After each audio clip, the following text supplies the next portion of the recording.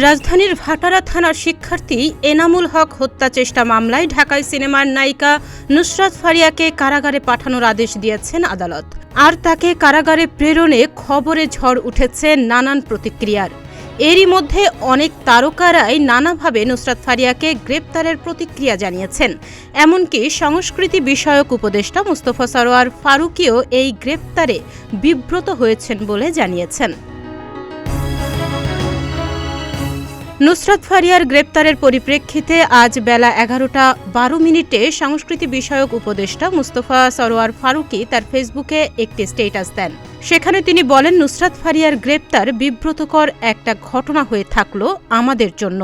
আমাদের সরকারের কাজ জুলাইয়ের প্রকৃত অপরাধীদের বিচার করা।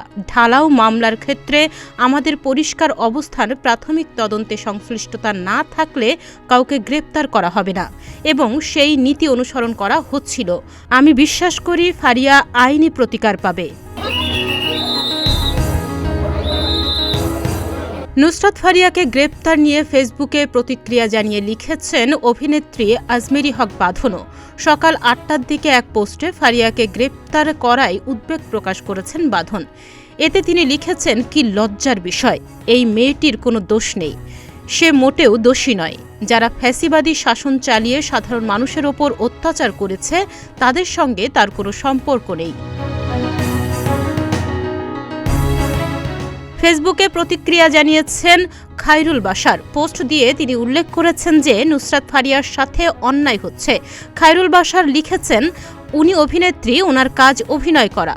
কোনো গল্পে যে চরিত্রটা পাবেন সে চরিত্রের যথাযথ প্রকাশ সে করবেন, এটাই ওনার কাজ। এদিকে জনপ্রিয় চলচ্চিত্র পরিচালক আশফাক নিপুণ গভীর উদ্বেগ ও ক্ষোভ প্রকাশ করে সামাজিক যোগাযোগ মাধ্যমে লিখেছেন, হত্যা চেষ্টার যে মামলা করা হলো এবং যে হত্যার সময় নুসরাত ফারিয়া দেশেই ছিলেন না, সেই অভিনেত্রীকে গ্রেপ্তার ও কারাগারে প্রেরণ দুর্ভাগ্যজনকভাবে সেই ইঙ্গিতই দেয়। ডেস্ক রিপোর্ট, প্রতিদিনের বাংলাদেশ।